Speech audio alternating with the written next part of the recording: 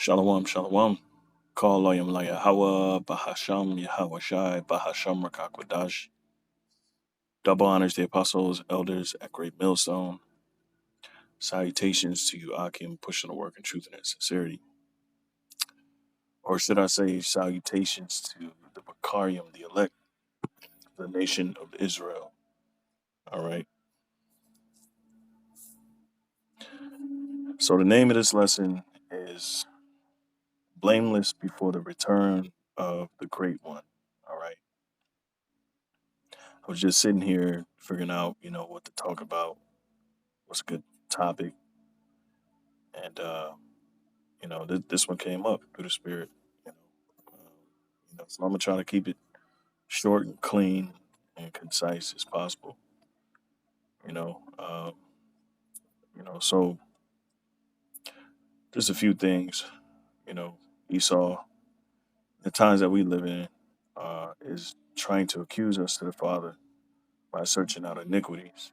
All right, Esau is known for setting snares and traps, and essentially trying to make us to where we're marred, or maybe he can you know as he always does, subtly put you know uh, stumbling blocks before us, um, subtly put things in our food, in our water that may contaminate our spirits before the coming of the Lord. But we're going to be forgiven. You see, the nations, the heathen, starting with Esau, Edom, and all those that follow his customs, his ways, they're going to be the ones naked in the sight of the Lord. All right, and the Lord, as Lamentations 4:22 goes into, the Lord will discover his skirts.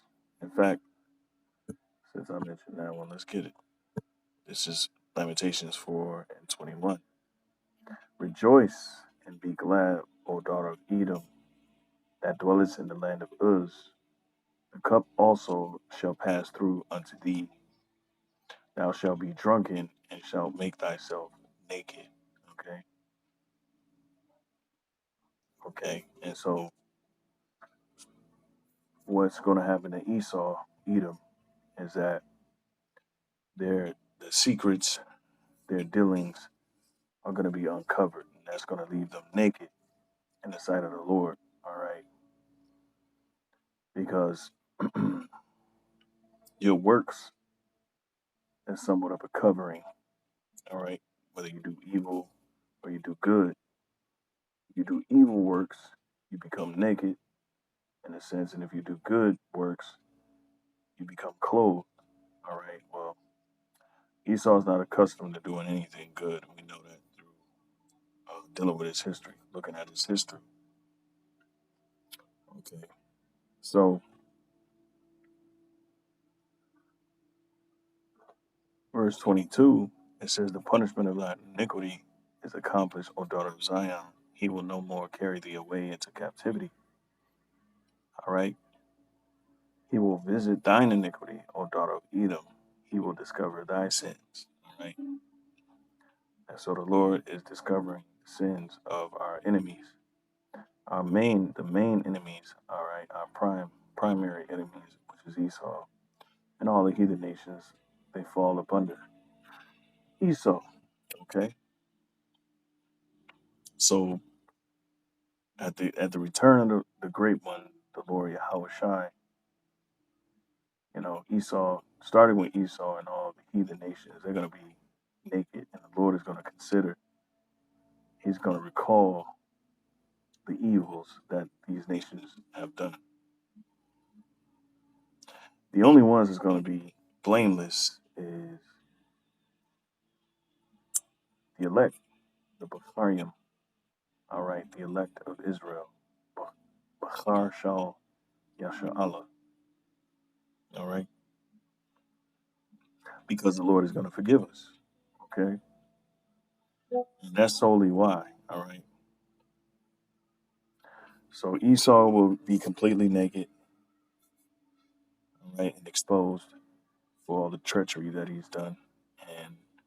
all the heathen that follow up under him, and also the 2/3 of the nation of Israel. They will be completely naked at the coming of Yahweh Shai because they chose to follow Esau, Edom. All right, the elect will be the only ones who are clothed with glory, and that's solely because the Lord is going to forgive us. And just wanted to really bring out precepts on that. So, Salakia, this is Micah chapter 7, all right, verse 18.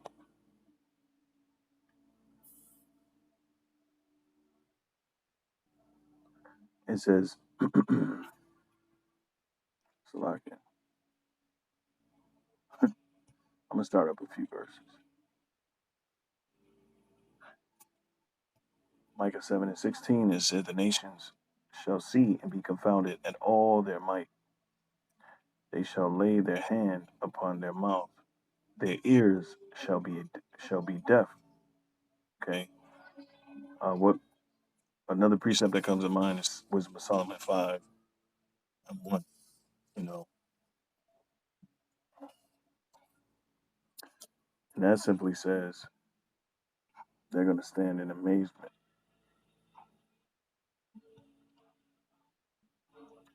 Wisdom of Solomon 5 and 1. Well, I'll get straight to the point.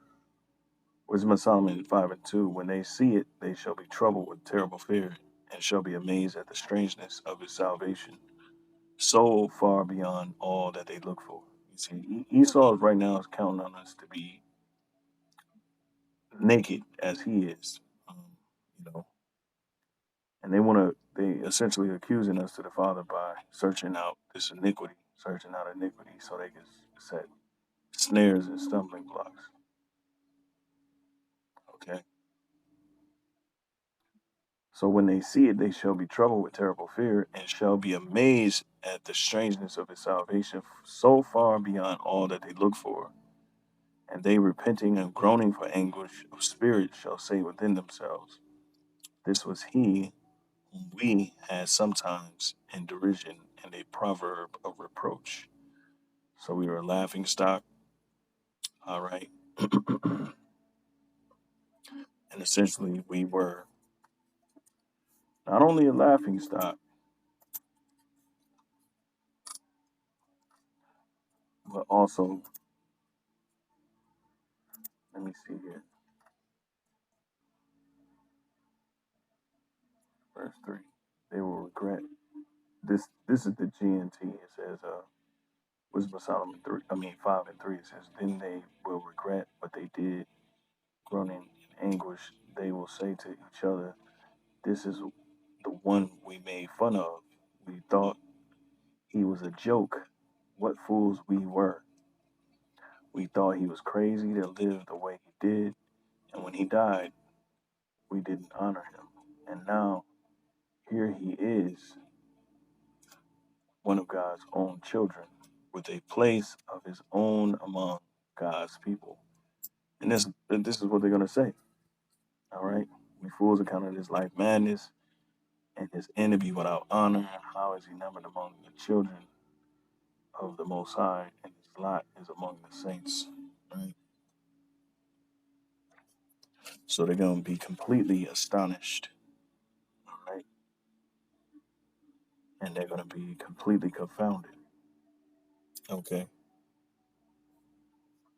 So let's finish the Micah 7 and 17. It says, they shall lick the dust like a serpent. They shall move out of their holes like worms of the earth. They shall be afraid of the Lord Yahweh, our power, and shall fear because of thee.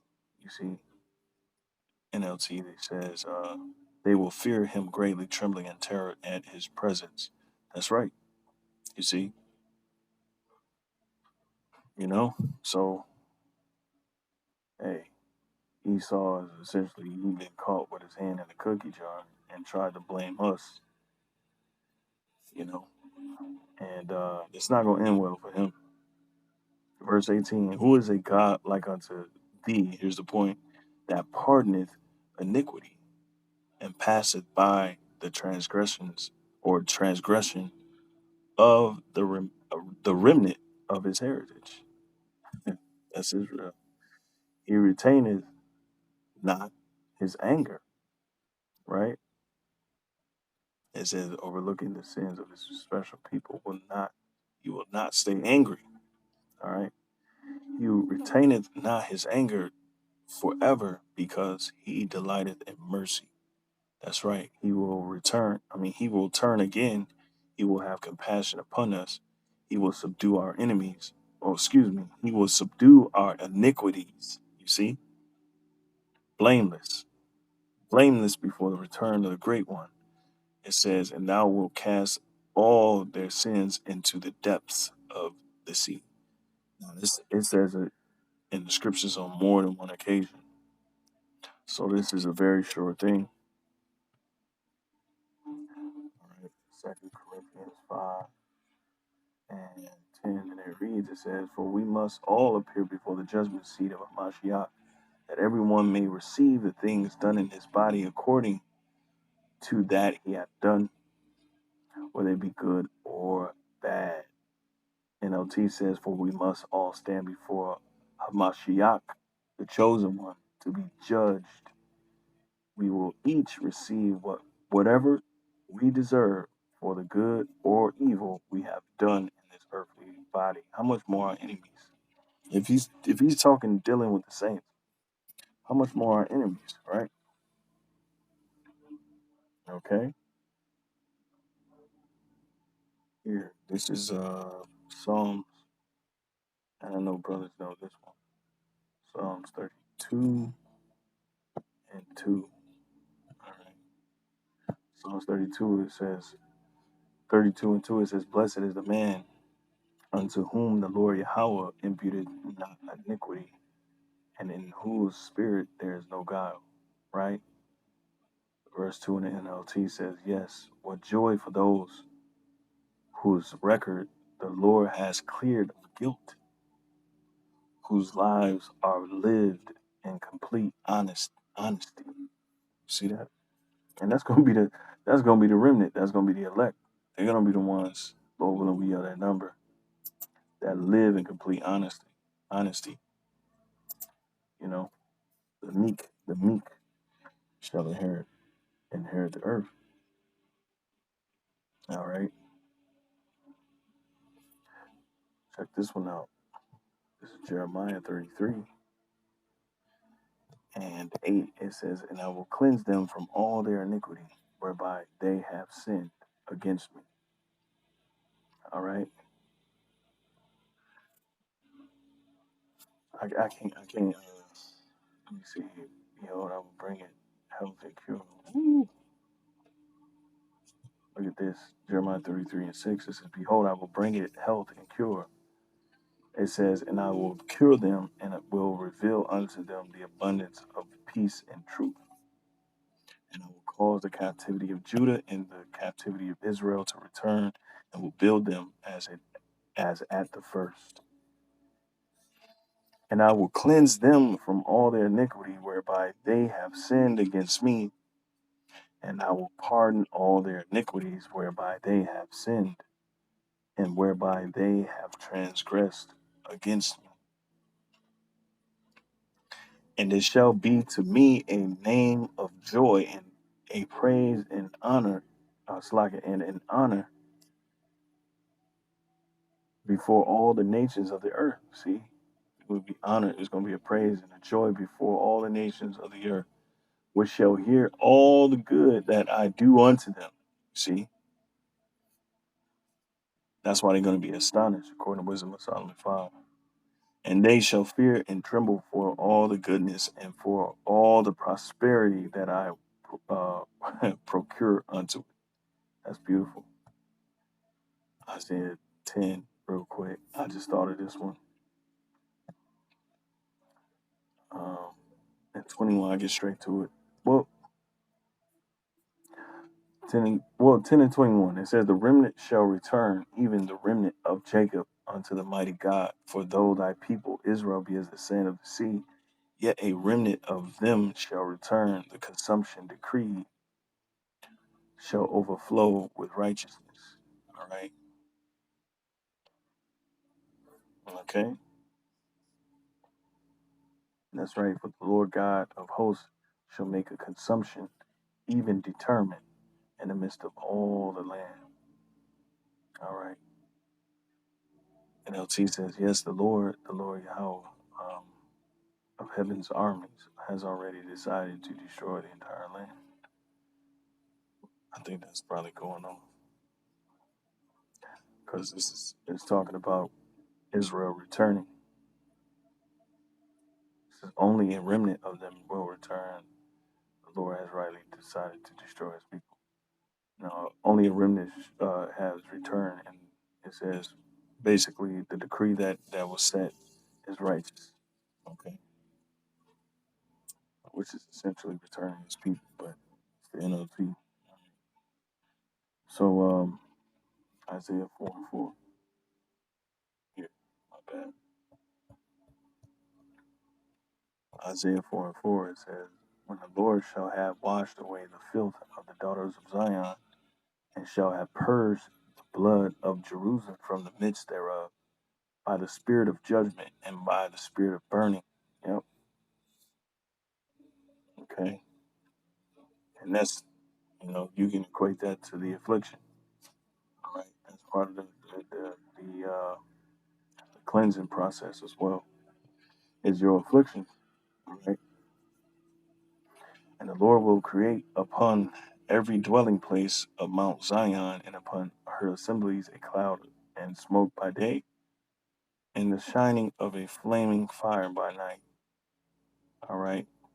For upon all the glory shall be a defense. And that's basically what it is, a defense. The Lord is going to be, of course, with us, in us, and we're going to be like the Lord. And there shall be a tabernacle for a shadow in the daytime from the heat, and for a place of refuge, and for a covert from the storm and from the rain. All right. That was pretty much it on that. Revelations, I got one more. Revelations 14, of course.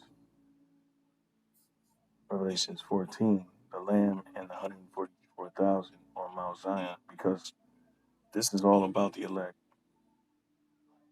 The elect is going to lead us into the new world to come. Verse 1, Revelation 14. And I looked, and lo, a lamb stood up on the Mount Zion, and with him 144,000, having his father's name written in their foreheads. And I heard a voice from heaven, all right, as the voice of many waters, as the voice of many waters, and as the voice of a great thunder, and I heard the voice of harpers harping with their harps. And they sung as it were a new song before the throne and before the four beasts. And the elders, right? And the elders, and no man could learn that song but the 144,000 which were redeemed from the earth. And that's this truth. Because nobody else, it ain't like they're going to be able to, speak on it. We speak on it daily. All right. We talk about it on the daily. Okay.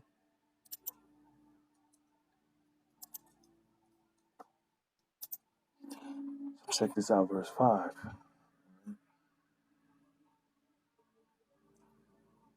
Oh, verse 4 this is the main point. It's lucky. It says, these are they which were not defiled with women. All right. And we know the women is dealing with philosophies. For they are virgins. These are they which followed the Lamb whithersoever he goeth. These were redeemed from among men, being the first fruits unto God and to the Lamb. That's right. And in their mouth was found no God, right? You can say lies, of course. No filth, no lies. For they are without fault before the throne of God. Blameless. Blameless. right? So no matter what Esau does, they're the ones that's going to be found naked and exposed. They're the ones going to be found with guile in their mouths, but not the elect. Not the elect. The elect, blameless. Lord willing, this lesson was edifying. Until next time, I say shalom.